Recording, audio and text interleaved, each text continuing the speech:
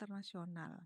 Nah, coba ya, jadi Anda lihat di bagan itu ada perekonomian internasional. Nah, kalau kita lihat di situ ya, di bagan ini mungkin ini sebenarnya banyak banget materi terkait dengan ekonomi internasional. Tapi memang tidak semua ibu bisa terangkan ya. Nah, tidak semua ibu bisa terangkan. Nah, sehingga nanti ada beberapa hal yang menjadi tugas, beberapa topik yang menjadi tugas yang harus Anda kerjakan. Ya. Nah, sekarang kalau kita lihat di dalam bagan ini, ya, ini ya, perekonomian sebenarnya perekonomian internasional itu adalah ekonomi internasional. Kalau ada di dalam bukunya Salvatore itu mungkin Anda bisa baca tentang ekonomi internasional. Sehingga ekonomi internasional kalau kita lihat ini merupakan cabang ilmu ekonomi sebenarnya. Makanya kenapa merupakan bagian daripada ekonomi makro ya. Sehingga kalau kita lihat ada kata internasional maka di sini adalah jadi ekonomi internasional. Jadi ekonomi ya, jadi merupakan cabang ekonomi yang mempelajari terkait hubungan atau interaksi antara satu negara dengan negara yang lain, termasuk di dalamnya akan menyangkut beberapa tentang keuangan, kemudian tentang perdagangan. Nah, jadi kalau kita lihat aspek perdagangan ini adalah masuk ke dalam ekonomi internasional. Nah, makanya sebelum Ibu masuk ke perdagangan internasional, kita pahami dulu terkait dengan ekonomi internasional supaya Anda tahu ya urutannya. Kenapa ini ekonomi makro ada materi ini gitu ya? Karena memang yang seharusnya Anda mendapatkan mata kuliah ekonomi makro, perdagangan internasional tadi Anda tidak dapat ya, sehingga kita merunut dari ekonomi makro ya, kita menggabungkan dengan ekonomi makro ya, sehingga konsep utama di dalam ekonomi internasional itu adalah perdagangan internasional ini ya.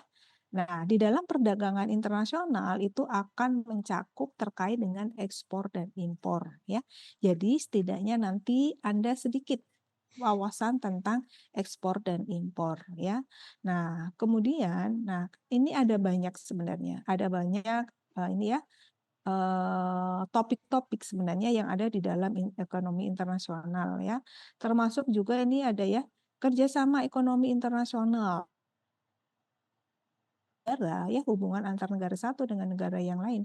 Berarti sini ada kerjasama ya. Mungkin Anda kalau tahu ASEAN itu salah satu bentuk kerjasama juga ya, yang di satu kawasan atau wilayah misalnya ya. Nah, kemudian selain itu juga kalau misalnya ada perdagangan internasional, karena di sini ada interaksi, namanya juga perdagangan ya. Jadi ada jual beli. Nah, istilahnya ada, makanya ini kan kalau kita melihat kata perdagangan berarti nanti di sini ada konteks pasar ya, pasar internasional, sehingga nanti akan ada jual beli sesama negara karena lingkupnya adalah internasional, berarti itu terjadi antar negara satu dengan negara yang lain yang menyangkut juga individu-individu yang ada di dalamnya. Nah, kalau terjadi perdagangan internasional maka di situ harus ada transaksi keuangannya seperti apa sehingga nanti tergambar di dalam pembayaran internasional. Nah, nanti pembayaran internasionalnya seperti apa ya. Nah, kemudian kalau sekarang kita di sini ini ya, karena melibatkan terkait dengan transaksi antara barang dan jasa antar negara, maka di sini ada sebuah aturan-aturan yang nantinya atau aturan atau norma yang nantinya akan menjadi acuan ya di dalam pelaksanaan baik secara administrasi ataupun secara teknis di dalam perdagangan internasional itu sendiri, sehingga nanti di sini juga ada berbagai kebijakan ya, juga menyangkut dengan berbagai kebijakan perdagangan internasional ya. Nanti kita akan juga mengenal ya. Makanya nanti kita memahami tentang perdagangan internasional sebenarnya lebih komplit juga. Tapi yang menjadi fokus dari Ibu itu adalah analisisnya ya. Nah, analisis terutama analisis perdagangan internasional yang dimana di situ bisa kita gambarkan ke dalam daya saing ya. Nah, kemudian tadi ada neraca. Jelas karena di sini ada transaksi antar negara, karena ada jual beli antar negara atau antar individu satu dengan individu yang lain yang berasal dari negara satu dengan negara yang lain, maka jelas karena ada transaksi jual beli, maka di situ juga akan ada pembayaran dari antar satu pihak ke pihak yang lain, sehingga nanti kita juga akan ada pembayaran internasional. Nah, kalau ini ada pembayaran internasional, maka nanti akan menyangkut adanya neraca internasional, ya. Nah, kemudian nanti, nah ini sebenarnya yang ada di dalam ini ya, nanti ini juga ada di dalam materi ekonomi makro. Nanti Ibu akan tunjukkan bagaimana relevansinya atau hubungan-hubungan yang dengan ekonomi makro ya. Kemudian tadi kalau kita berbicara tentang ekonomi internasional itu juga tidak terlepas dengan sistem kurs falas ya, karena pada saat kita ada transaksi kemudian ada pembayaran, bagaimana konversi dari sistem pembayaran mata uang yang nantinya akan digunakan, maka nanti kita akan ada sistem kurs falasnya. Nah, sehingga nanti ini ya, memang kita nggak semua ya, jadi sehingga nanti kita memang tidak semua ya, tidak semua kita bahas, tidak, karena kita hanya ada beberapa kali pertemuan ya, maksimal tiga kali pertemuan. Makanya kenapa nanti selain ada beberapa tugas yang harus Anda selesaikan ya, nanti Ibu juga akan ada ini ya, istilahnya untuk beberapa pendalaman ya terkait dengan materi yang Ibu sampaikan, termasuk kemarin di materi yang di hari Selasa belum menerima, tapi setidaknya nanti Ibu akan sampaikan. Nah, ada tugas untuk setiap pertemuan itu akan ada tugas untuk mengisi satu nilai satu nilai SKS, satu SKS yang ada di dalam materi. Cuma karena mungkin kalau hari ini juga Ibu tidak semua bisa sampaikan ya. Nah, kemudian ini ya, jadi kalau ruang lingkup ekonomi internasional, jadi mungkin kita bisa melihat ada beberapa kegiatan transfer ya, ada transaksi ya. Selain transaksi barang dan jasa, ada ini ya transfer of goods and service. Di sini juga ada transfer of capital. Nanti kita bisa melihat seberapa besar transfer kapital dan lain-lain nanti ada di dalam neraca internasional ya. Di dalam materi ini juga ada. Jadi Ibu akan menyampaikan sekilas karena sebenarnya sangat banyak sekali. Tapi yang menjadi fokus di pertemuan yang terakhir itu adalah kita menganalisis ya, analisis kinerja karena yang itu nanti akan Anda gunakan untuk sebagai bahan tambahan wawasan untuk analisis-analisis yang bisa Anda gunakan untuk menulis skripsi ya. Jadi untuk misalnya ada dari Anda semua yang saya mah ingin skripsi itu kita tulis tidak perlu ke lapangan. Nah, Anda bisa menggunakan data-data internasional ini. Nah, nanti akan kita bahas ya. Jadi Anda bisa menganalisis daya saing dari setiap komoditas. Ya, ini kan ada ya. Cuma karena kita bidangnya agribisnis, berarti Anda harus produk-produk pertanian ya. Jadi kalau ada ini ya transfer of goods and service, berarti di sini ada transfer, ya ada transaksi jual beli untuk, nah itu bisa kita hitung bagaimana tingkat daya saing dari komoditas yang kita perdagangkan secara internasional. Otomatis pada saat nanti kita akan analisis satu komoditas itu, berarti Anda akan menggunakan data internasional. Bagaimana mencarinya? Nanti Ibu akan bantu ya, nanti di materi yang terakhir terkait dengan analisis daya saing ya. Nah, kemudian ada misalnya transfer of labor ya, berarti di sini jelas ada tenaga kerja ya. Mungkin kalau Anda tahu TKI, ada TKI, TKW semuanya itu juga salah satu bentuk transfer of labor. Di situ juga ada devisa ya. Mereka membayar devisa yang nanti akan diterima sebagai pendapatan negara ya. Transfer of technology. Jadi di sini juga pada saat ya mungkin seperti ini ya. Jadi kalau nanti ada PMA, penanaman modal asing, ya itu juga sebagai nanti di situnya itu juga sebagai transfer of capital, tapi setidaknya nanti juga ada transfer of technology ya. Di sini kita juga pada saat mereka nanti akan membuka beberapa perusahaan, terutama di Indonesia, itu juga nanti akan ada beberapa. Nah, kemudian transfer of data, ya. Jadi di sini juga ada banyak nanti data-data terkait dengan perdagangan internasional sangat banyak bisa kita dapatkan secara gratis. Kita tinggal online di website, maka kita akan dapatkan data-data itu. Makanya kenapa kalau ada mahasiswa yang ingin skripsinya menulis tentang daya saing, ya, nah itu sebenarnya memudahkan. Kalau kita mau niat, seminggu juga selesai. Tapi Anda kerja keras ya di situ. Nah, ibaratnya, jadi kita nggak perlu data ke lapang. Nah, sehingga di situ perhitungannya kita bisa lakukan secara Excel, secara manual, tidak perlu software dan lain-lain. Jadi itu lebih memudahkan, itu kadang-kadang menjadi pilihan bagi mahasiswa yang benar-benar ingin cepat. Nah, itu juga banyak ya. Nanti bisa Anda cek di ini ya. Kemudian ada beberapa ruang lingkup yang lain, mobilitas faktor tenaga kerja tadi, sistem keuangan, perbankan, bahasa, kebudayaan, politik, dan lain-lain ya. Jadi sekarang, kenapa sih? Nah, jadi kalau kita kaitkan dengan ekonomi makro, mungkin Anda ingat, terkait dengan persamaan pendapatan nasional. Di persamaan 4 sektor terbuka, ya kalau kita berbicara perekonomian terbuka dan perekonomian tertutup, ya artinya kemarin mungkin jelas Anda sudah sangat paham apa perekonomian terbuka dan tertutup. Jadi kalau perekonomian terbuka kita sudah akan memasukkan terkait dengan variabel ekspor dan impor. Makanya ya, jadi Anda ini, Ibu tunjukin, tapi Ibu nggak terangkan. Karena ini sebenarnya sudah diterangkan di materi sebelumnya. Tapi setidaknya ini adalah kenapa ini menjadi bagian dari ekonomi makro. Ya, cuma memang porsi materi perdagangan itu lebih banyak sedikit ya. Beda kalau ini menjadi mata kuliah mungkin Anda akan mendapatkan dalam 12 kali pertemuan. Tapi kalau ini kita mungkin batasi maksimal 3 kali pertemuan ya. Nah, mungkin ada yang masih ingat terkait dengan beberapa persamaan ya. Nah, makanya kenapa kita membahas terkait dengan perdagangan internasional ya.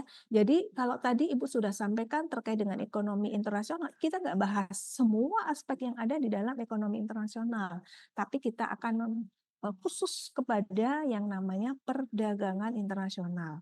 Tapi kalau nanti ada yang terkait sedikit demi sedikit ya, artinya memang kita harus paham. Ya mungkin kita nggak akan semua ya. Artinya gini, kalau tadi kita pilih tentang perdagangan internasional. Oke, Anda mungkin nanti akan Ibu kasih terkait dengan prosedur ekspor dan impor. Tapi Ibu mungkin tidak akan terangkan terkait dengan pembayaran internasional karena di dalam perdagangan internasional itu akan ada pembayaran internasional. Nah, itu mungkin juga tidak akan sampai ke sana. Jadi poin-poin umumnya saja yang kulit-kulitnya ya. Nah, ini Anda coba lihat di dalam monitor ini ya.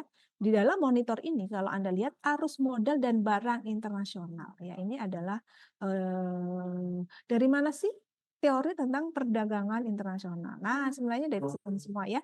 Mungkin Anda masih ingat apa persamaan pendapatan nasional? Nah, ya ini ya.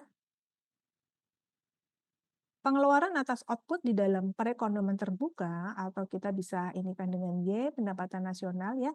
Nanti di sini akan ada beberapa variabel ya, variabel-variabel yang nantinya akan terkait dengan pendapatan nasional. Y ya ini ya.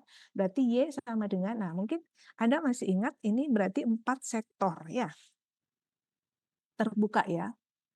Terbuka. Berarti nanti ini bisa tambahkan yang panjang ya. Artinya ada S ada semuanya ya. Tapi ini hanya untuk ini aja review kembali dari apa yang sudah diterangkan oleh Bu Okta ya materi sebelumnya ya. Jadi kita akan melihat di sini ya ada ekspor dan impor. Nah semuanya nanti ya. Nah di sini nanti kita akan lihat net ekspornya sama dengan output dikurangi domestik. Nah, ini sebenarnya ini semuanya ada di materi sebelumnya ya. Makanya nanti Ibu nggak akan terangkan ini, cuma setidaknya oh dari mana. Jadi kalau kemarin jadi nanti di dalam soal kita akan memasukkan ya ekspor dan impor, tapi bukan untuk membahas terkait transaksi perdagangan.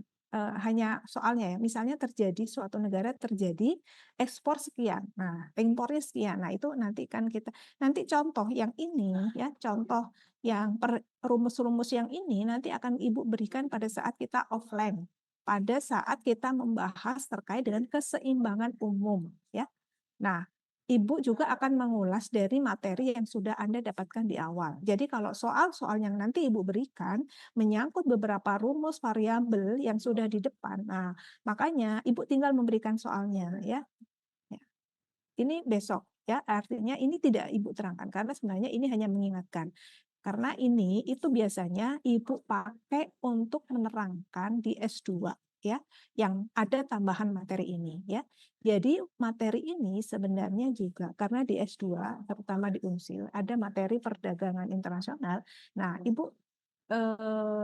pada saat menjelaskan terkait dengan perdagangan, nah menyampaikan ini karena memang tidak semua mahasiswa pasca itu mendapatkan ekonomi makro ya, mungkin mereka ada yang dari hukum, ada yang dari bidang-bidang ilmu yang lain. Kalau ekonomi mah nggak masalah, pasti dia sudah mendapatkan ya. Jadi untuk itu ini Ibu lewat, tapi setidaknya Anda nanti pada saat Ibu membahas tentang soal-soal yang ada di dalam keseimbangan, ada variabel terkait dengan ekspor impor. Jadi nggak asing lagi untuk persamaan-persamaan yang ini ya. Jadi ini ya. Nih ya.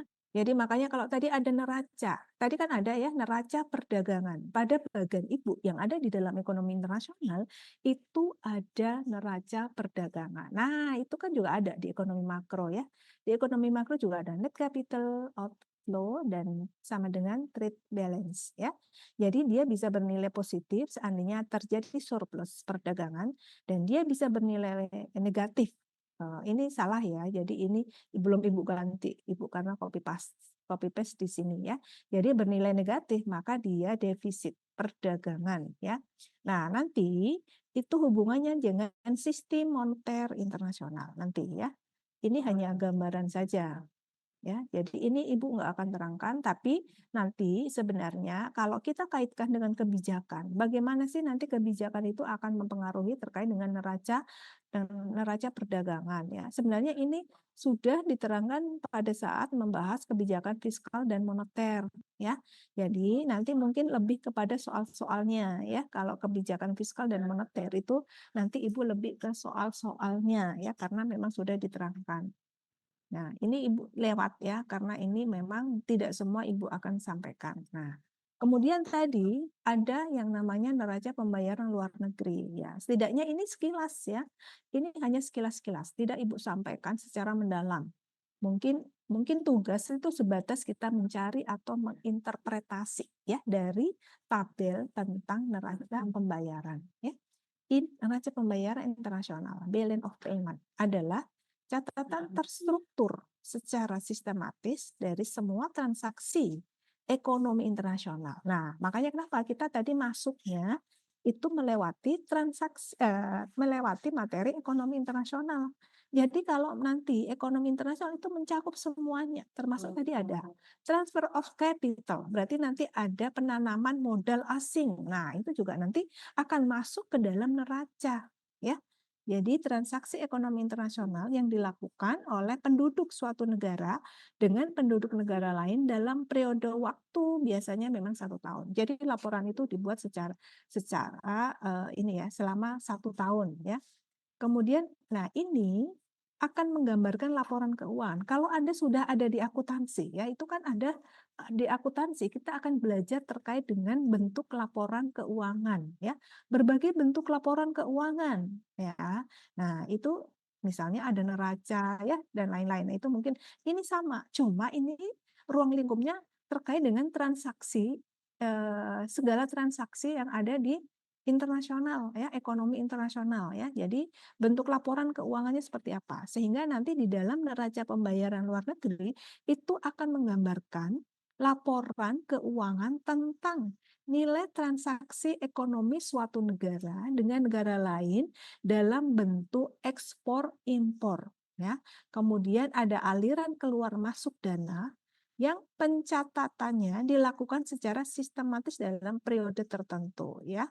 Biasanya memang 1 tahun. Jadi ini jadi bisa kita ini kan ya, neraca pembayaran catatan yang mencerminkan valuta asing atau cadangan devisa. Nah, sehingga nanti meliputi ini semua ya.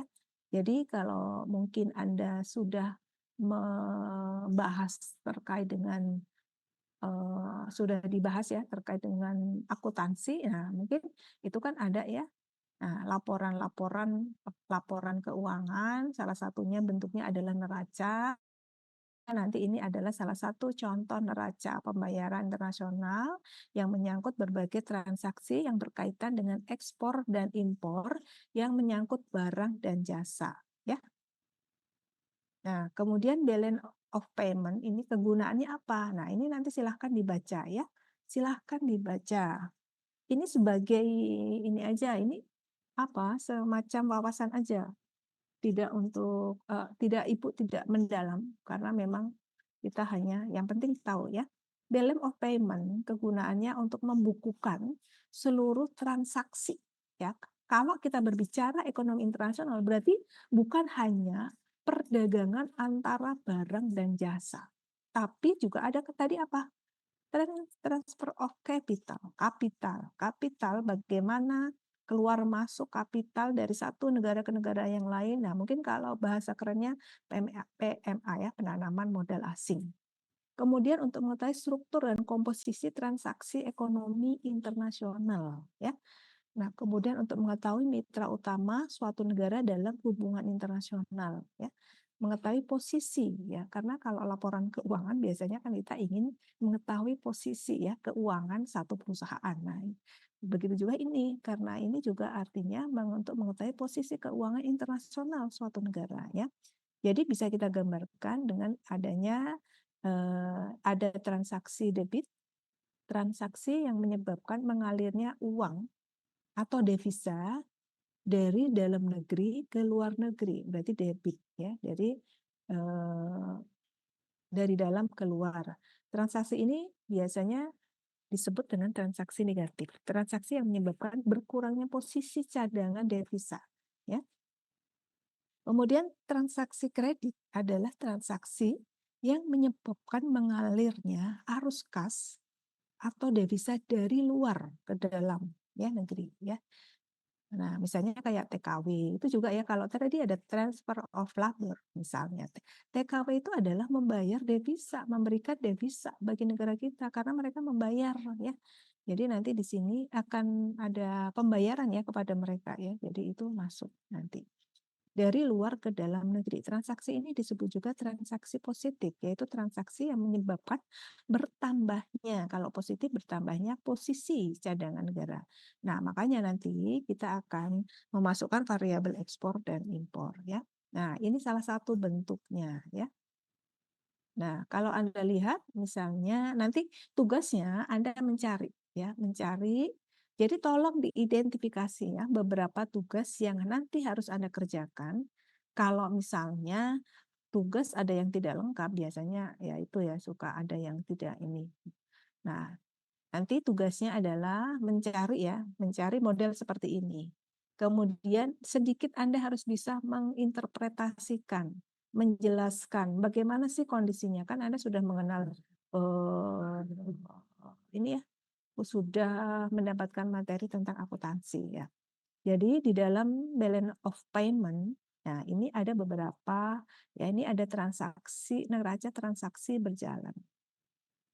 Current account ya nanti di sini. Nah ini ada neraca perdagangan, balance of trade. Nah ini ada, makanya ada variabel ekspor barang dan impor ya. Kemudian kalau tadi ada jasa ya, neraca jasa ya. Kemudian ada neraca transaksi, kemudian nanti ada neraca modal. Ya, ini kan modal capital account. Nah, di sini kan tadi ada PMA ya. Jadi kalau Anda lihat nanti, nah ini juga ada nanti ini hubungannya ada beberapa rumus-rumus yang ada di dalam ekonomi makro ya. Neraca modal. Ada impor modal ya. Ini misalnya pemerintah yang dilakukan oleh pemerintah ya. Pinjaman konsultatif grup misalnya for Indonesia. Jadi di sini misalnya pemerintah mendapatkan hibah pinjaman. Nah, itu kan berarti ada masuk ya, berarti dia nanti berarti impor modal. Kemudian swasta ya, swasta juga kan banyak ya, ada banyak perusahaan asing misalnya. Ada banyak pertimbangan ya, misalnya kenapa swasta itu banyak menanamkan ada penanaman modal asing ya. Kalau kita lihat sebenarnya ada banyak perusahaan ya yang menanamkan modal asing di negara-negara yang berkembang. Kenapa? Pertimbangan dari negara-negara yang ibaratnya yang ekonominya kuat, negara maju ya, misalnya ada Amerika menanamkan modalnya di negara-negara berkembang, atau mungkin kalau kita lihat misalnya di seperti Indonesia, Thailand, mereka membuka pabrik di negara Kamboja semuanya ya. Karena memang ada banyak pertimbangan pada saat mereka mendirikan pabrik di negara-negara berkembang ya. Biasanya menjadi pertimbangan ya tadi biaya operasionalnya lebih murah, ketersediaan tenaga kerjanya lebih banyak karena tenaga kerjanya dibayarnya dengan harga yang murah. Kan beda ya kalau kita bekerja di negara maju, gajinya juga pasti akan berbeda. Makanya mereka banyak menginvestasikan. Ya, jadi kalau mungkin Anda suka membeli barang-barang luar ya atau mungkin produk-produk, coba Anda cek made in misalnya barang dengan brand internasional ya. Tapi kenapa ini made in-nya Kamboja, Vietnam, Indonesia, Thailand, dan lain-lain? Karena memang mereka banyak menginvestasikan dari kapitalnya atau modalnya itu di negara-negara berkembang dengan mendirikan banyak pabrik. Ya, contohnya kan mungkin kalau di otomotif itu kan banyak ya negara misalnya Jepang mendirikan pabrik otomotif Amerika di Thailand. Ya mungkin di Indonesia juga banyak, cuma mungkin ada beberapa yang sudah gulung tikar ya. Tapi kalau di Thailand mungkin masih banyak ya beberapa negara karena tadi pertimbangan tenaga kerja, biaya operasional lebih murah dibandingkan di negara maju dan lain-lain. Sehingga mereka, nah ini akan banyak ini. Kemudian ada ekspor modal ya. Nah, ekspor berarti ini ya keluar ya. Jadi pemerintah berarti dia harus membayarkan cicilan dari pokok pinjamannya ya. Ekspor swasta juga bisa. Nah ini nanti rumus-rumus perubahan cadangan devisa berarti 1+2 ya. Kemudian kalau selisih perhitungan, nah nanti Anda lihat di ini ya. Nah, nanti ada beberapa neraca lalu lintas untuk moneter. Nah, kan Anda sebenarnya sudah banyak belajar terkait dengan tadi ya, kebijakan moneter apa saja. Makanya di sini akan ada transaksi-transaksi yang menyangkut moneter. Nah, kalau kita lihat di sini, coba Anda lihat ya. Jadi tugasnya itu cukup Anda mencari bagaimana kondisi neraca pembayaran Indonesia. Jawabannya Anda juga bisa dapatkan dengan mencari sebenarnya. Harapan Ibu, Anda bisa membaca dari setiap tugas yang sudah Ibu berikan. Karena setiap tugas yang Ibu berikan tidak ditulis tidak dalam bentuk tulisan words atau PowerPoint dan lain-lain, tapi tulis tangan ya dari yang sudah Ibu ini. Ini misalnya. Ini ada beberapa contoh. Balance of payment dari Indonesia. Ini dari tahun ke tahun. 2014, 2000 ini sampai misalnya ini 2018 ya. Ini artinya lebih ke kuartal ya. Jadi kuartal 2017 dan 18. Karena biasanya datanya tidak langsung bisa kita dapatkan ya. Jadi kalau sekarang Anda mencari terkait dengan balance of payment dari 2017. Ini tugas untuk setiap kelompok 2017, 2018, kemudian 2000, kemudian 2001, 2002. Nah, kemudian 2003 ya, 2003 lah paling enggak ya. Maksimal 2003. 2004 boleh kalau sudah lengkap, sudah ada. Jadi nggak perlu ada kuartal kayak gini ya. Jadi Q4 nggak usah ada gini. Jadi kalau langsung makanya terakhir 23. Setidaknya Anda bisa menginterpretasikan bagaimana kondisi balance of payment Indonesia sebelum dan setelah pandemi ya. Ini ada beberapa. Anda cukup membaca. Anda tidak bukan untuk ini ya, tapi bagaimana interpretasi dari ini tuh Anda tinggal mencari sebenarnya. Tapi Anda perlu membaca dan Anda perlu menuliskan kembali ya. Jadi tugas ini harus dikerjakan, setiap kelompok adalah satu tugas yang ditulis secara tangan. Tulis tangan, tidak untuk diinikan ya. Nanti akan dikumpulkan secara hard file ya. Jadi tidak soft file ya. Jadi misalnya kelompok ini tugas 1, tugas 2, tugas 3, tugas 4, semuanya di satu bundle, satu bundle ya atau satu map ya. Jadi nanti di sini ada current account-nya, nanti ya ada penjelasannya. Nah, penjelasan-penjelasan ini yang Ibu tugaskan adalah kita harus memahami terkait dengan interpretasi. Anda sudah tahu berbagai transaksi. Anda sudah tahu beberapa item yang ada di dalam balance of payment. Sehingga nanti di sini Anda harus bisa menginterpretasikan ini semua. Anda boleh semuanya ada di internet ya. Ini pun juga boleh. Misalnya, nanti ada di internet gambar seperti ini, boleh, silahkan. Yang penting Anda bisa membaca, menginterpretasikan dan menulis kembali dari apa yang ada di internet ya. Nah, silahkan nanti di ini ya, carilah data neraca nasionalnya, interpretasikan. Anda beli ulasan. Kemudian tadi kita berbicara tentang kurs valuta asing. Ya, tadi di dalam ekonomi internasional. Karena ini menyangkut masalah sistem moneter internasional. Kalau tadi ada transaksi moneter ya, Anda mungkin sudah kita sudah membahas ya terkait dengan apa? Kebijakan moneter misalnya ya, kebijakan fiskal moneter. Nah, sehingga nanti kita juga ada kurs valuta asing. Makanya nanti kalau kita ada soal-soal terkait dengan keseimbangan, nanti juga akan menyangkut ini ya. Jadi kurs valuta asing adalah harga atau nilai mata uang dari suatu negara yang diukur dengan mata uang luar negeri ketika berbelanja atau membeli barang di luar negeri ya. Kemudian kurs valuta asing yaitu adalah rasio nilai antara mata uang domestik dengan mata uang asing. Nah, nanti kan Anda mungkin sering ya, berapa sekarang kurs sekarang? Kita mau beli laptop nih, berapa harga Kenapa kurs sih? dolarnya? Ya, gitu kan. Jadi pertimbangan sebenarnya ya, kurs valuta asing. Fungsinya ini sebagai alat tukar dan pembayaran internasional. Karena tadi kita ada perdagangan internasional, ada transaksi internasional, maka di situ juga akan ada pembayaran internasional. Bagaimana cara membayar? Karena apa? Nilai mata uangnya itu kan akan berbeda. Nah, makanya kita menggunakan ini ya. Makanya fungsi valuta asing itu digunakan sebagai alat tukar dan pembayaran internasional. Kemudian ada alat pengendali kurs ya, alat untuk memperlancar perdagangan internasional. Fungsinya ya. Kemudian di dalam sistem kurs valuta asing ada beberapa sistem ya. Ada sistem kurs tetap. Ya, ini ya, ada fixed exchange rate. Nilai tukar mata uang domestik ditentukan oleh pemerintah. Jadi kursnya tetap ya, berarti kalau tetap, nah ini ditentukan oleh pemerintah. Kurs valuta asing ditetapkan oleh bank sentral yang secara aktif terlibat dalam setiap transaksi. Bank sentral kita siapa? Bank Indonesia, ya. Ya, kurs valuta asing. Akan tetapi pihak bank tidak dapat merubah kurs sendiri sebab akan ada terkait dengan pemerintah. Makanya nanti kaitannya dengan ini itu juga adalah apa?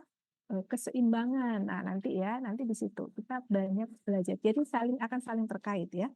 Kemudian ada sistem kurs bebas atau mengambang, ya, floating exchange rate. Ya. Pembuatan kurs tersendiri dari suatu permintaan dan penawaran mata uang asing. Ya. Sehingga pemerintah tidak ikut campur. Makanya di sini disebut dengan sistem kurs bebas. Beda ya, kebalikan dari ini. Ya, kalau ini ditentukan oleh pemerintah, kalau ini pembuatan kurs tersendiri dari suatu permintaan. Nah, ini ya tergantung penawaran dan permintaan dari mata uang asing ya. Jadi kayaknya ini ya apa ini istilahnya tergantung dengan kondisi yang di pasar ya, sehingga tidak ditentukan oleh pemerintah. Nah, diserahkan. Makanya kenapa? Jadi besarannya dari nilai tukar kursnya itu diserukan pada mekanisme pasar. Nah, ini nanti dilihat dari pasar uang, istilahnya seperti itu ya. Nah, nanti kita ini bisa ke soal-soalnya. Soal-soalnya nanti masuk ke keseimbangan. Kemudian tinggi dan rendah mata uang ditentukan oleh tingkat permintaan dan penawaran mata uang itu sendiri. Nah, kemudian ini yang tengah-tengah, sistem tingkat mengambang terkendali. Jadi kombinasi dari ini ya. Jadi di mana pemerintah dan pasar sama-sama memiliki kebebasan ya untuk menentukan tingkat mata uang. Jadi sama-sama memberikan kontribusinya atau memiliki intervensi di dalam menentukan besaran kurs valuta asing. Nah, sehingga yang bisa dilakukan ya alhamdulillah. Ya, sehingga yang bisa dilakukan oleh pemerintah, nah di sini ya ada mengambang kotor, ya di floating, clean floating, ya mengambang bersih. Ya, pemerintah melakukan intervensi langsung dan menjual dan membeli valuta asing. Dan mengambang bersih, pemerintah melakukan intervensi secara tidak langsung, misalnya dengan mengatur tingkat suku bunga, ya. Nah, ini yang penting Anda tahu ininya ya. Nah, kemudian jenis kurs valuta asing, ada kurs jual. Jadi kalau Anda berapa kurs dolar sekarang, nah itu biasanya akan dibagi menjadi dua. Ada kurs jual, ada kurs beli. Nah, kemudian kalau sudah fix-nya itu biasanya kurs tengah, ya. Jadi biasanya kita carinya nanti kurs jual berapa, kurs beli berapa, kemudian kita ini kan kita bagi dua, kita nilai tengahnya berapa rata-ratanya intinya, ya. Jadi nanti ada semua data ada di websitenya BI ya, nanti silakan ada. Nah, ini bentuk ya contoh-contoh aja. Kurs jual dan kurs beli valuta asing ya, nanti Anda dicek sekarang berapa, ini data lama ya, Ibu ngambilnya lama banget tidak diganti ya, nanti silahkan Anda cek. Mungkin kebayang ya 2007 aja masih 9 ribuan ya, karena ini sebenarnya Ibu pakai untuk menjadi pembanding ya bagaimana tingkat kenaikan ya. 2007 ya itu masih 9 ribuan. Kebayang ya, ini kalau di Inggris pound sterling itu memang sudah tinggi ya, sudah besar, tinggi banget ya. Pernah juga bahkan menginjak sampai 25.000 pernah ya, waktu Ibu keluar itu suka membeli itu suka tinggi banget ya. Tapi kalau sekarang di Amerika sekitar 15-16 ya. Nah, nanti bisa dibandingkan. Singapura cuma 6 ribuan. Nah, itu di tahun. Sekarang mungkin 10 ribu, 11 ribu. Nanti dicek ya. Nanti tolong dilihat data terbaru ya. Nah, ini ya. Ini mata uang aja ya. Nah, kemudian ini contoh yang tadi ya sebenarnya. Nilai tengah valuta asing, bagaimana cara kita mencari nilai tengah? Ya kita cari rata-ratanya ya. Ini soalnya tidak perlu ya untuk soalnya. Kemudian menekan neraca perdagangan. Ini hanya contoh-contoh kasus. Nah, termasuk juga pada saat tadi tugas interpretasi terkait dengan neraca pembayaran juga nanti silahkan interpretasi ini juga bisa Anda masukkan ya. Saat COVID ya, sebelum COVID. Nah, nanti juga bisa Anda bandingkan. Makanya kalau tadi kan Ibu mintanya 2017, 18, 19 atau mungkin boleh dimulai dari 2018. 2018, 19, 20, 21, 22, 23 ya. Jadi tadi 6 tahun ya. Nanti silahkan Anda interpretasikan, Anda analisis ya. Nah, kemudian ini juga prinsipnya sama. Nanti tinggal Anda baca sebenarnya. Ini hanya bentuk ini aja ya, bentuk tambahan. Nah, ini sebenarnya tadi kalau Anda Ibu lihat, Ibu berikan tabel. Nah, ini ulasannya. Cuma Ibu berikan dalam bentuk seperti ini ya. Nah, cuma nanti ini ulasan dari interpretasi tadi ya. Nanti silahkan Anda browsing ya. Jadi Anda bukan mikir, Anda bukan ini, Anda tinggal browsing, Anda baca ya. Jadi bagaimana kita nanti mengulas neraca perdagangan Indonesia ya. Nah, neraca perdagangan Indonesia. Nah, ini pembahasan yang nantinya mungkin Anda akan tulis ya. Kalau nanti terkait dengan angka-angka yang ada di dalam tabel yang nantinya akan Anda buat ya. Anda buat atau Anda cari ya. Dari 2018, 19, 20, 18, 19, 20, 21, 22, 23, 6 tahun ya. Nanti Anda interpretasikan ya. Contohnya seperti ini nanti pembahasannya ya.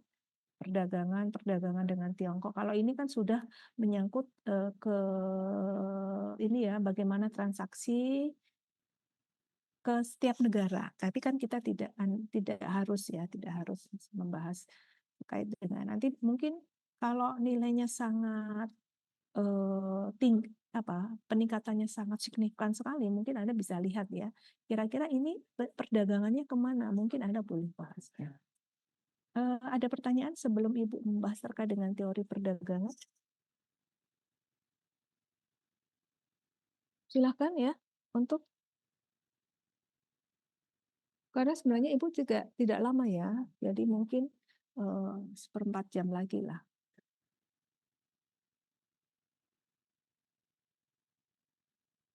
Ada yang ingin ditanyakan? Nah, baik, kalau memang sudah tidak ada, kita akan lanjut ya, terkait dengan teori perdagangan internasional. Ini menjadi basic yang sangat penting ya. Nanti dikala teman-teman ingin membuat ini ya, skripsi ya, tulisan terkait dengan analisis kinerja daya saing ya. Jadi biasanya di dalam tinjauan pustaka kita nanti akan memasukkan beberapa teori perdagangan ya.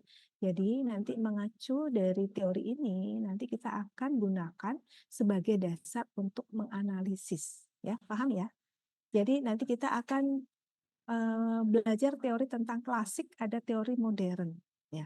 Makanya kalau ada pertanyaan misalnya mengapa sebuah negara itu melakukan kerjasama dengan negara lain? Coba Anissa, Anissa ada? Anissa, Anissa ada? Anissa,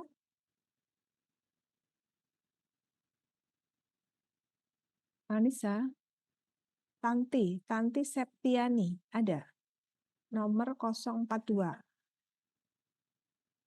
Ini kalau dipanggil satu-satu Tadi tidak. Ibu Ini siapa? Tanti. Tanti, coba Tanti. Kenapa? Mengapa sebuah negara itu melakukan kerjasama perdagangan dengan negara lain?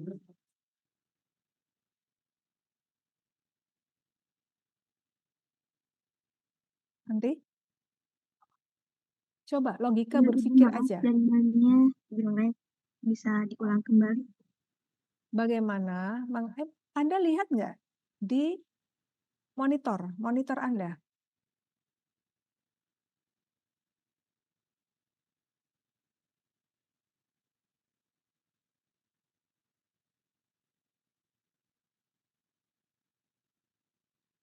Mungkin untuk memperkuat hubungan internasional antar negara, Ibu. Mengapa sebuah negara melakukan kerjasama perdagangan? Kenapa kita melakukan ekspor dan impor?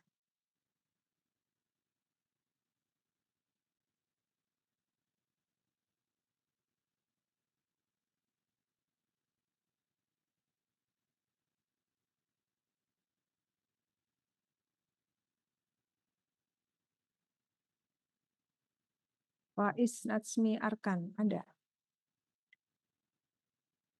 Ada, coba. Kira-kira apa menurut pendapat Anda? Kan kita udah panjang lebar tadi ya. Sekarang coba.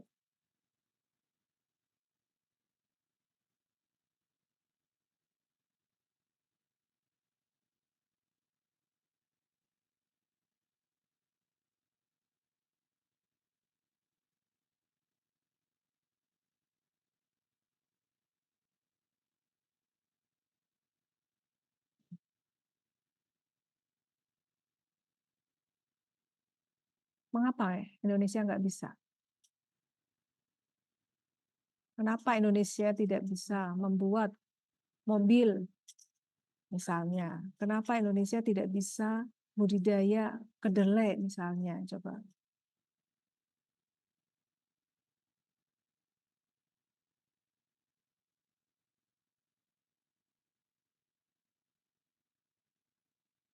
Kalau misalnya kenapa Indonesia tidak membuat mobil? Kenapa dia harus impor?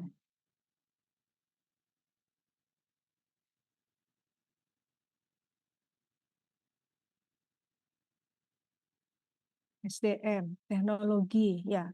Makanya nanti dari sini kita akan belajar terkait dengan keunggulan komparatif dan keunggulan kompetitif. Apa keunggulan komparatif dan kompetitif? Rita ada, Rita atau Sandika, Sandika Yuda.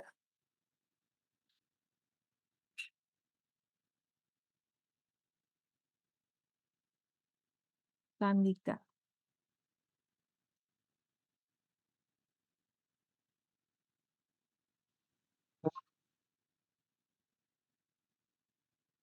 Adi Nugraha. Ada Adi Nugraha.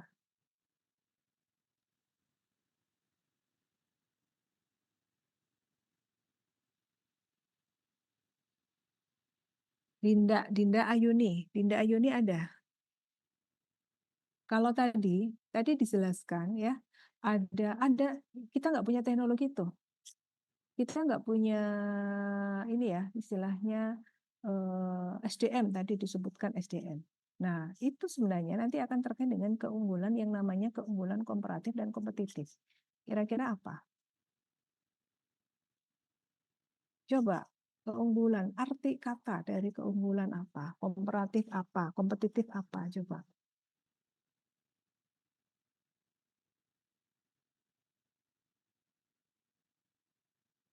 Muhammad Zaki Asidiki. Ada.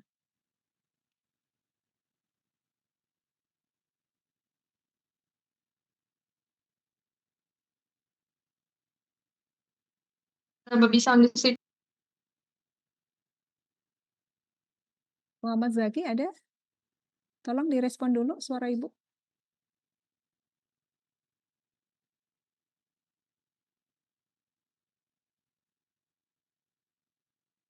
Muhammad Zaki. Ada nggak Muhammad Zaki?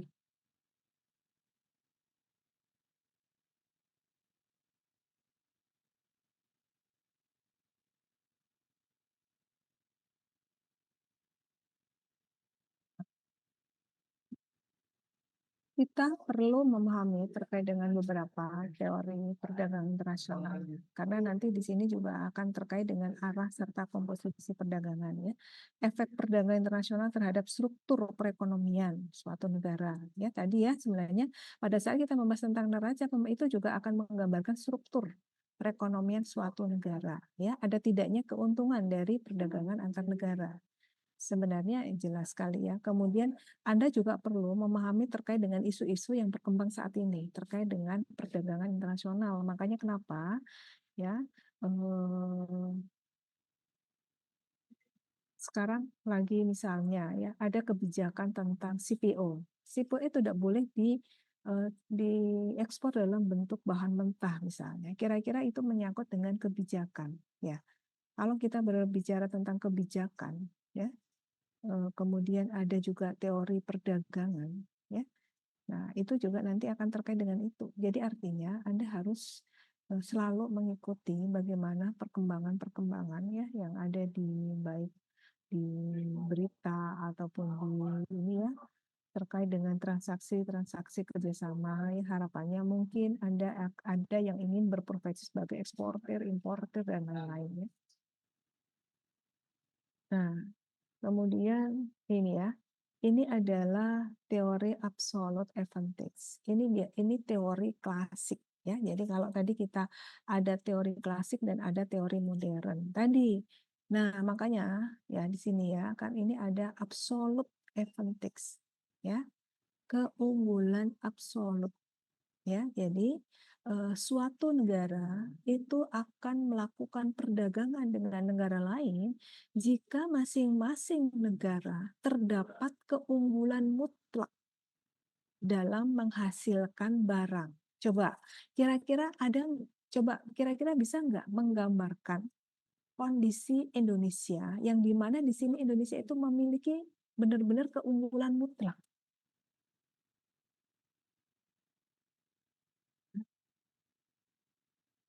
Kalau misalnya Indonesia, ya kita bandingkan dengan Singapura. Kira-kira Singapura punya apa? Kalau Indonesia punya apa? Coba. Dari situ dulu ya. Kira-kira Indonesia punya apa?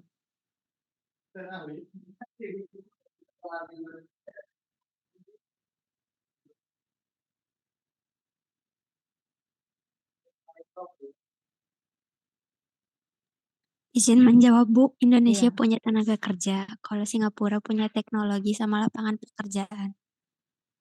iya. Itu ini ya, satu item aja ya. Makanya nanti itu ada di dalam teori. Tadi siapa yang jawab? Mia, Ibu. Coba Mia, kalau kita kamu tadi menjawab terkait dengan punya Singapura punya teknologi ya. Makanya Singapura karena dia punya teknologi, kira-kira itu masuk keunggulan kompetitif atau komparatif atau keunggulan mutlak ibaratnya. Kayaknya kalau komparatif kan lebih ke wilayah, kayaknya kompetitif, Bu.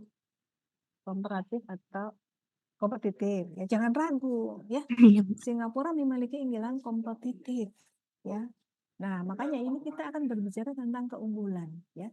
Jadi di dalam nanti ya ini juga sama ya. Jadi nanti di di tugas yang beranggotakan 4 orang, Anda akan menentukan satu komoditas perdagangan ya.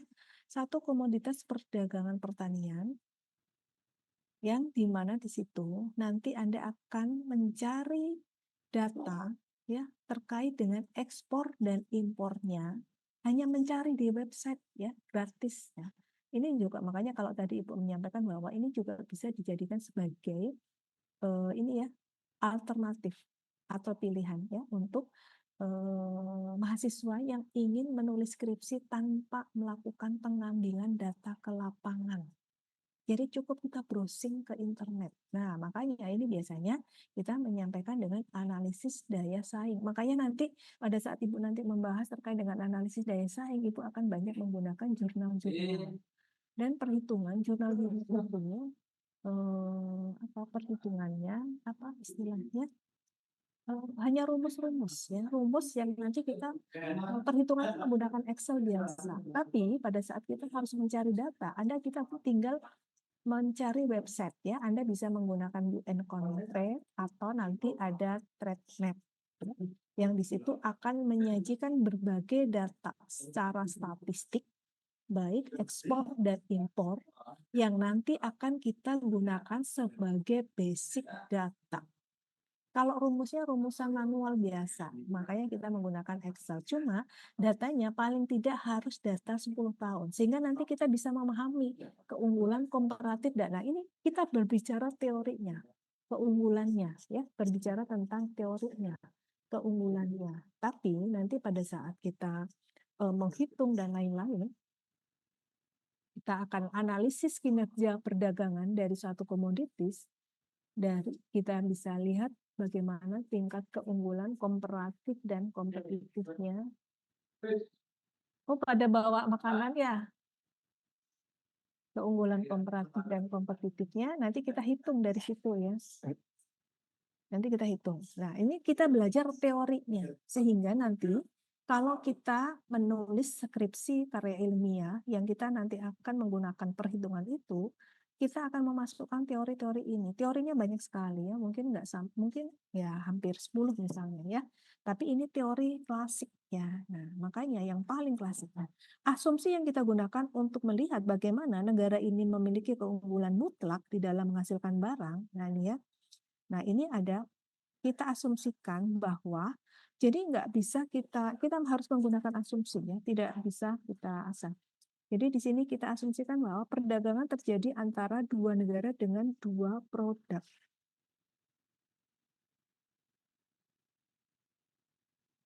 Jadi asumsi yang kita pakai adalah perdagangan berarti ada dua negara dengan dua produk ya. Jadi kalau misalnya kita punya produk A dengan produk B ya. Jadi kita nanti bisa melakukan barter karena kita menghasilkan produk A. Kenapa kita menghasilkan produk A saja? Karena pada saat kita memproduksi produk A saja bisa jadi kita akan mencapai tingkat economic of scale.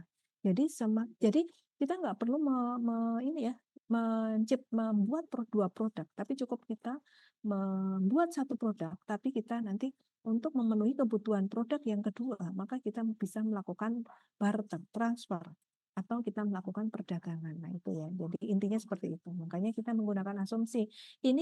Teori ini hanya bisa dilakukan dengan menggunakan asumsi ya. Nah kemudian teori dari Adam Smith ini itu didasari oleh teori of value. Jadi kita menggunakan ya, jadi menggunakan teori tenaga kerja. nilai suatu barang itu diukur dengan menggunakan berapa banyaknya tenaga kerja untuk menghasilkan barang. Ya, ingat ya. Jadi basic yang kita gunakan ya. Makanya kalau asumsi di dalam teori ini hanya dilakukan oleh dua negara dan menghasilkan dua macam produk. Tapi basic teorinya, acuan yang kita gunakan adalah kita menilai suatu barang itu dengan menggunakan tenaga kerja ya yang digunakan untuk menghasilkan. Nah, sehingga di sini ada kelemahannya, kelemahan dalam asumsi yang dipakai. Nah, makanya karena kita menggunakan tenaga kerja ya. Nah, ini harus tenaga kerja itu bersifat homogen, semua harus sama. Kalau skillnya berbeda, nanti bisa jadi berbeda ya, karena bisa jadi misalnya Jepang misalnya. Ini contohnya Jepang dan Korea. Jepang menghasilkan barang dengan menggunakan tenaga kerja 10, tapi skillnya sangat bagus. Nah, dengan Korea yang hanya menggunakan 20, tapi karena skillnya bagus, nah itu makanya kita anggap sama ya. Makanya tenaga kerjanya kita anggap sama. Karena tadi kalau Ibu contohkan misalnya Jepang skillnya bagus, dia bisa menghasilkan bisa lebih. Nah, tidak seperti itu. Tapi kita menganggap bahwa tenaga kerjanya adalah standar.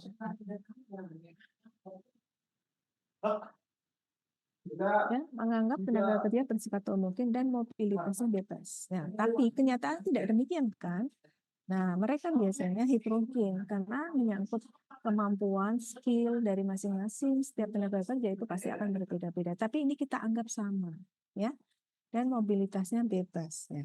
Tenaga kerja sebagai salah satu faktor produksi, ya, karena memang salah satu fungsi yang kita gunakan untuk melakukan produksi salah satunya adalah tenaga kerja, ya, sebagai salah satu faktor produksi. Nah, ini contohnya, ya. Nih, kita lihat. Jadi makanya ini ya, ada dua macam produk. Karena asumsi yang kita pakai adalah dua macam produk dan dari dua negara. Ya. Ada dua macam produk yang diproduksi dari dua negara, mobil dan motor. Dan ini perlu Anda ini kan ya. Nah, kemudian di sini berapa jumlah tenaga kerja yang dibutuhkan oleh Jepang untuk memproduksi mobil? Ini ada 20 orang. Ya. Kemudian berapa jumlah tenaga kerja yang digunakan untuk memproduksi ini jumlah barangnya ini ya 30 unit yang dihasilkan. Kemudian Korea. Korea berapa jumlah tenaga kerja yang digunakan untuk memproduksi mobil? Ini 30. Tapi jumlah barangnya sama karena dua macam produk ya. Jadi jumlah barang sama-sama 300 unit. Nah, kemudian untuk motor. Motor Jepang memproduksi sebanyak 300 itu dengan menggunakan 25 ya, 25 tenaga kerja.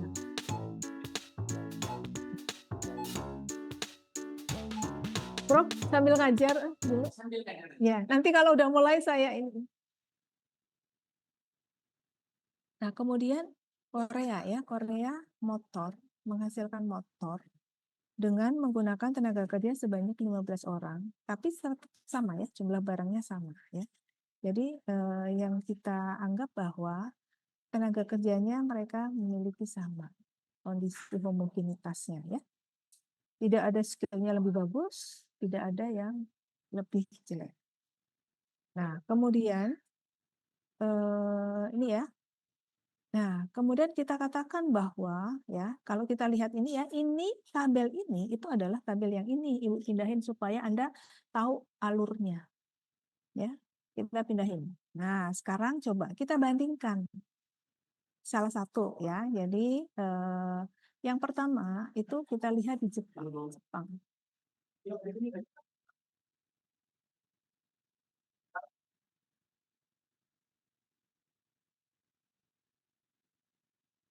Bentar ya, Ibu pindah dulu sedikit lagi Ibu selesaikan.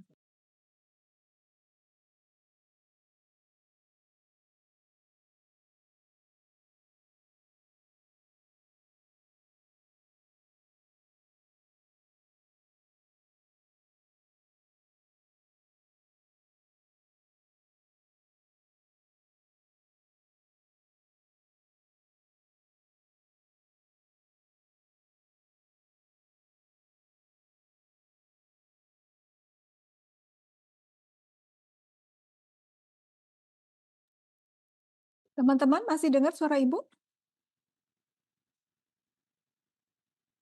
Nanti kalau ujiannya soalnya seperti ini, Anda harus bisa loh ya.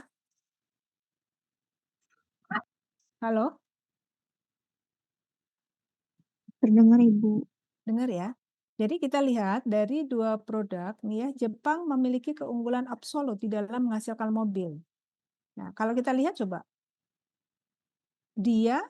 Jepang mobil dia menggunakan 20, tapi Korea 30. Sehingga apa?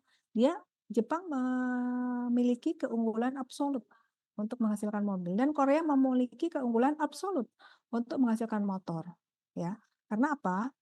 Korea hanya menggunakan 15 orang, tapi kalau Jepang dia menggunakan 25 orang dengan unit yang sama.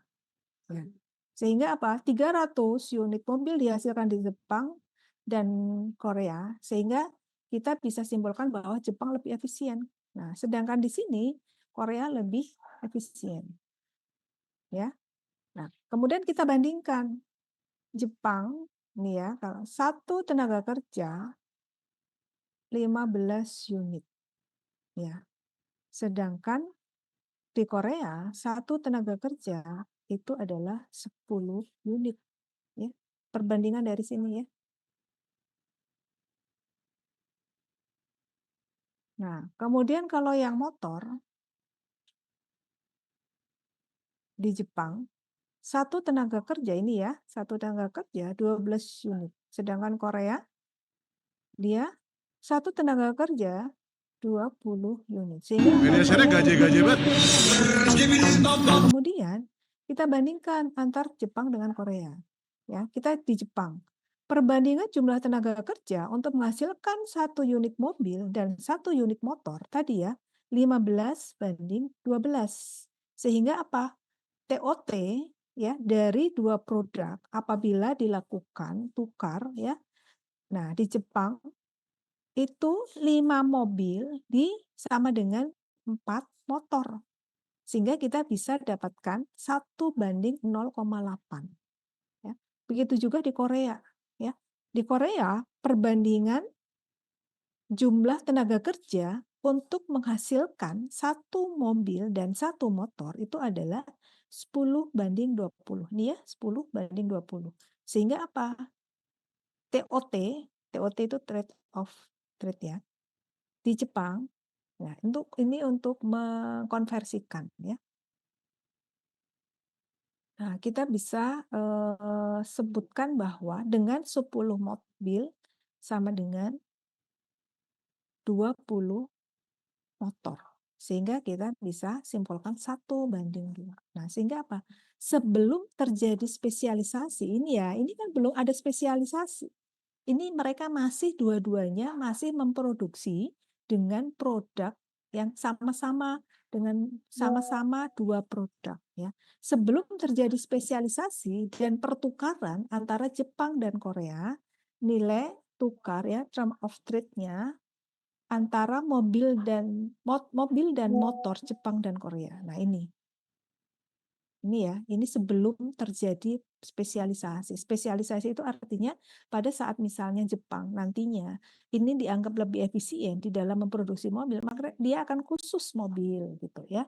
Begitu juga Korea, karena dia lebih efisien di motor, dia khusus motor.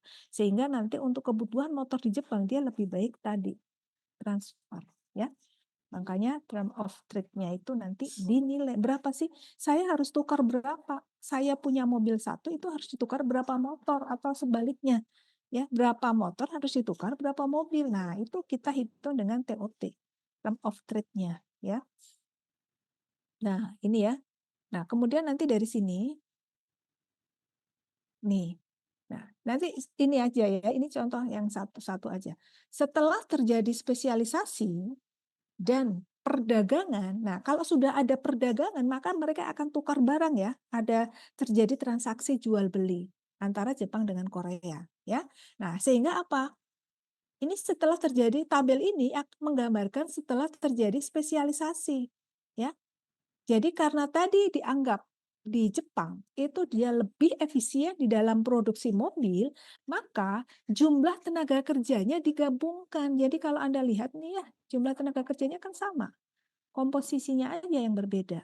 Ini 45, ini juga 45. Nah, sehingga apa? Sama dengan jumlah tenaga kerja 45, kalau dia sudah melakukan spesialisasi, dia bisa menghasilkan mobil sebanyak 600 unit, 675 unit.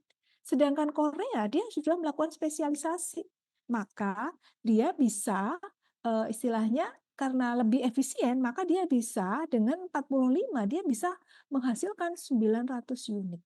Ya, jadi jelas ya. Sehingga apa? Keunggulan absolut Jepang itu adalah di dalam memproduksi mobil. Nah, sehingga dia akan melakukan spesialisasi. Jadi dia khusus memproduksi mobil. Karena pada saat dia memproduksi mobil, dia lebih efisien. Nah, begitu juga sebaliknya di Korea. Dia juga memiliki keunggulan absolut Korea itu adalah di dalam memproduksi motor.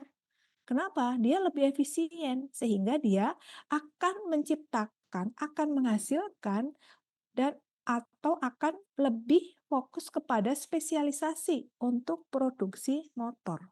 Nah, setelah terjadi spesialisasi dari kedua negara, nah ini kan tadi ya, ini ya. Jadi dia dengan tenaga 45, maka ini sebelum pertukaran ya, bukan sebelum spesialisasi ya. Nah, ini setelah spesialisasi, tapi sebelum pertukaran ya. Nah, ini dia Jepang ini mampu memproduksi 45, mampu memproduksi 6 ini, kemudian Korea ini ya. Setelah terjadi pertukaran Jepang dan Korea ya, maka kita akan ini ya, setelah terjadi pertukaran, maka kita akan mencari TOT-nya, term of trade-nya di Jepang dulu, ya di Jepang ya. Jadi artinya nanti istilahnya kalau misalnya ya, jadi kita umpamakan secara domestik ya, dengan di Jepang ya, satu mobil sama dengan 0,8 motor. Karena kan nggak mungkin 0, ya, tapi sehingga kita bisa satu mobil istilahnya kita bisa bulatkan nanti ya. Kemudian kalau di Korea itu satu mobil sama dengan 2 motor. Nah ini karena sudah bulat jadi nggak perlu. Tapi nanti kita bisa bulatkan ya kalau di Jepang ya. Kemudian kedua negara itu akan melakukan pertukaran ya dengan menggunakan TOT cruise ya. Misalnya satu mobil dengan 1,5 motor karena kita harus menggabungkan ya. Jadi artinya kalau ini secara domestik maka kita harus melakukan kesepakatan apabila kedua negara akan melakukan pertukaran dengan menggunakan cruise kan harus dikonversikan. Nah, sehingga kalau kita konversikan satu mobil itu adalah sama dengan 1,5 motor. Nah, ini ya. Nah, TOT-nya, cruise-nya itu satu mobil. Nah, kalau kita sudah melakukan pertukaran ya, jadi 1,5 mobil itu dengan 1,5 motor ya. Jadi ini kita lihat ya, kondisi produksi mobil dan motor yang dinikmati oleh Korea ya. Ini bukan 3.000 ya, ini ya. Nah, ini sebelum tadi ya. Ini bukan ini ya, tapi 300 ya. Ini setelah ya. Setelah dia hanya sekian, maka setelah melakukan spesialisasi dia bisa menjadi sekian ya.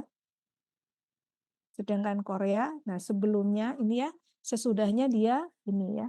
Yang ini sebelum ya, berarti ini sesudah ya, sesudah ini. Nah, jadi kalau kita mau tambahkan ini ada ini, kemudian ini. Nah, kemudian baru kita tukarkan antar buat TOT-nya ya antar dua negara. Jadi bukan kalau yang ini adalah domestik ya, domestik. Kalau ini nanti kita sudah melakukan pertukaran ya. Nah, ini sebelum dan sesudah melakukan pertukaran ini ya dari data. Kemudian, nah ini keuntungan pertukaran. Nah ini sebenarnya sebuah ilustrasi yang sangat sederhana untuk menggambarkan bagaimana dia akan melakukan spesialisasi sehingga dia nanti akan melakukan pertukaran daripada dia harus memproduksi dua-duanya. Yang satu yang di mana kalau salah satu komoditasnya, salah satu produknya ternyata dia tidak efisien. Ya, jadi itu ya. Jadi keuntungannya kita kenapa perlu melakukan spesialisasi? Karena pada saat kita memproduksi barang dengan jumlah yang sangat banyak, maka biaya produksinya nanti jatuhnya juga akan semakin rendah ya. Beda ya kalau kita memproduksi sedikit nanti biaya variabel biaya tetapnya juga biaya tetapnya sebenarnya sama aja gitu ya. Makanya lebih baik kita melakukan spesialisasi dan mungkin barangkali seperti itu teman-teman. Ada yang ingin ditanyakan? Ini sebenarnya masih ada satu lagi ya. Sebenarnya caranya sama ya. Nah, ini caranya sama ya. Cuma ini teori comparative advantage, keunggulan komparatif. Dari mana kita bisa menilai keunggulan komparatif? Nih ya, misalnya suatu negara akan melakukan perdagangan dengan negara lain. Seandainya dia melakukan ekspor, berarti produk yang dihasilkan itu pasti akan memiliki keunggulan komparatif. Ya. Kemudian kalau dia impor, pasti dia akan memiliki comparative disadvantage, ya, tidak memiliki keunggulan, bahasanya seperti itu ya. Makanya kenapa dia impor? Nah, tadi makanya kalau kita bandingkan misalnya Indonesia dengan Singapura. Indonesia dengan Singapura ya. Indonesia itu memiliki sumber daya alam yang sangat banyak sekali yang memang tidak dimiliki oleh Singapura. Makanya Indonesia memiliki keunggulan komparatif ya atau keunggulan mutlak misalnya ya. Tapi pada saat kita bandingkan Indonesia dengan Singapura dari aspek teknologi, kita bandingkan, nah jelas Singapura lebih memiliki keunggulan kompetitif ya. Jadi makanya kenapa coba kalau kita lihat banyak kasus ya sebenarnya, coba Anda lihat ya, ada isu-isu terkait dengan apa? Pengambilan sumber daya pasir Indonesia di Singapura ya. Karena apa? Yang dulunya luasan Singapura, kenapa sekarang bisa bertambah? Misalnya kayak Pulau Sentosa ya, itu bisa jadi itu banyak pasir dari Indonesia yang dia ambil. Nah, yang nggak tahu ya terlepas ilegal ataupun bagaimana diinikan oleh pihak oknum yang menjual belikan, kita nggak tahu. Tapi setidaknya fakta yang ada itu menunjukkan kondisi demikian. Ya, jadi, nah kemudian kalau kita bandingkan, Indonesia punya apa? Indonesia punya tanaman coklat yang sangat banyak. Tapi Indonesia nggak bisa ngolah. Coba, yang disebut negara penghasil coklat terenak misalnya, kan ujung-ujungnya mana? Belanda, Belgia, ya Swiss, ya mereka mampu menghasilkan coklat yang paling enak. Tapi mereka nggak punya tanaman coklat. Nah, karena dia punya teknologinya, makanya di situ keunggulan kompetitifnya. Ya, kalau kita punya SDM, makanya ini nanti banyak teori ya, ini banyak teori. Ya mungkin nanti kalau yang ini itu mirip dengan yang tadi ya, kita membandingkan dua negara sehingga kita menganggap bahwa tapi kita komparatif. Nanti disebut teori komparatif. Kemudian ada teori proportion factor. Ya. Ini dari Hexer dan Ohlin. Makanya teorinya disebut HO ya. Jadi Hexer dan Ohlin ya. Perbedaan dalam jumlah faktor produksi yang dimiliki oleh setiap negara itu akan menimbulkan perbedaan di dalam opportunity cost untuk menghasilkan produk. Ya, masih ingat tadi contoh yang teori sebelumnya, ya kan? Jepang lebih efisien di dalam menghasilkan mobil. Nah, gitu ya. Jadi makanya kenapa ya kalau makanya kita banyak melihat dari atau membandingkan dari negara-negara misalnya Indonesia dengan Singapura, negara Indonesia dengan kalau dilihat dari coklat dan lain-lain ya. Jadi nanti silahkan kita melihat fenomena-fenomena sehingga kita bisa ini ya menilai sebenarnya bagaimana kita membedakan keunggulan kompetitif dan kompetitif ya. Makanya kalau ada dua hal penting yang akan nantinya menjadi isu ya di dalam yang muncul di dalam perdagangan internasional, adanya ketersediaan faktor, endowment faktor, produksi dan intensitas pemakaian faktor produksi atau proporsi. Nah, sehingga nanti ini ya, teori ini dari Hexer dan Ohlin ya, Setiap negara yang memiliki faktor produksi yang relatif banyak dan murah itu akan bisa memproduksi barang dan akan melakukan spesialisasi. Ujung-ujungnya pasti akan melakukan ekspor karena kita bisa mencapai economic of scale dalam memproduksi faktor produksi. Ya. Kemudian negara-negara yang impor barang-barang tertentu itu jelas akan jelas kita bisa melihat bahwa mereka akan memiliki faktor produksi yang relatif langka atau mahal atau bahkan tidak ada ya misalnya ya. Kemudian negara yang cenderung mengakibatkan harga faktor pun sama ya. Nanti silahkan ini dibaca ini ya. Makanya disebut dengan teori HO, proportional factor teori ya ini ya.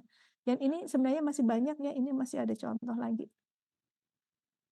Nanti sambil ini ya, nanti silahkan ini ada beberapa teori-teori, kemudian ada teori ini ya, teori ini seperti analog dengan teori siklus hidup satu produk ya. Nanti ini juga ada teori ya untuk teori perdagangan, kemudian juga ada competitive advantage of nation yang disampaikan oleh Michael Porter.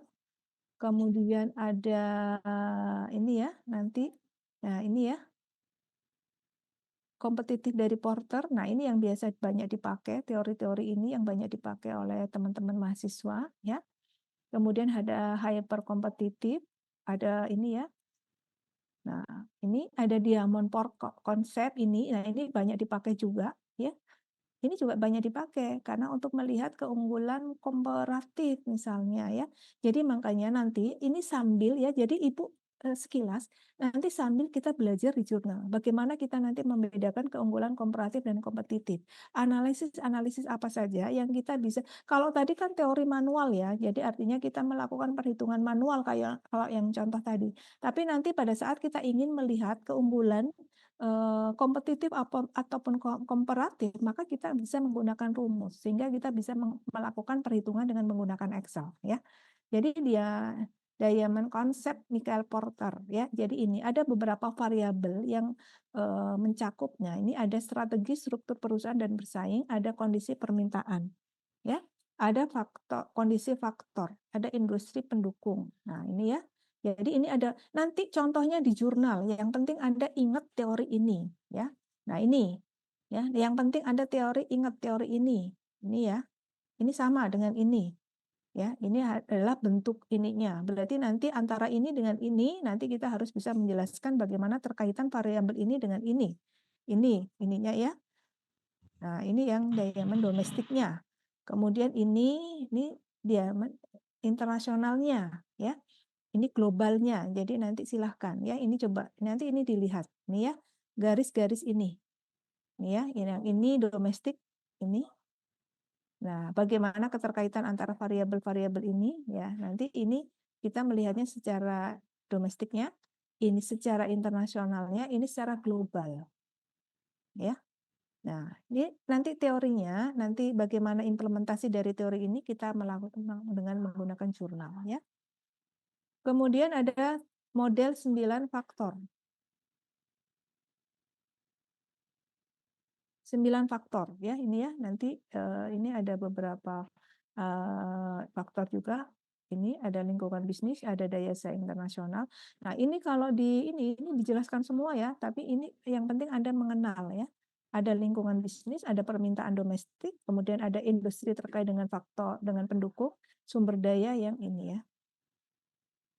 Ini perbandingan aja ya dengan 9 faktor.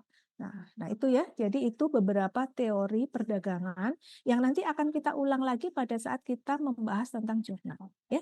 Jadi begitu ya teman-teman untuk kebijakan di minggu depan. Untuk berikutnya lagi adalah analisis daya saing ya. Kemudian nanti kalau memang minggu depan ada waktu yang cukup, Ibu akan mengulas terkait dengan jurnal yang tadi menjadi ini ya, menjadi apa? Menjadi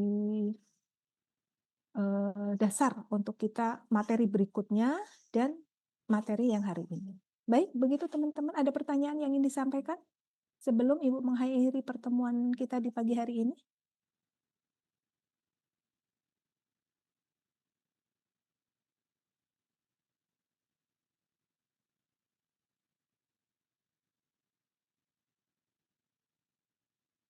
Bagaimana teman-teman?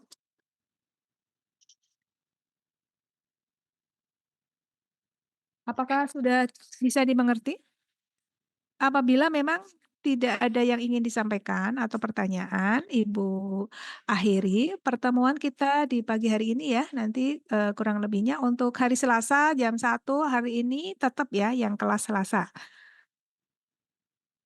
Baik, kita akhiri dengan bacaan hamdalah bersama-sama. Alhamdulillahirabbil alamin wabillahi taufiq wal hidayah. Wassalamualaikum warahmatullahi wabarakatuh. Waalaikumsalam. Waalaikumsalam. Terima kasih, Bu. warahmatullahi wabarakatuh.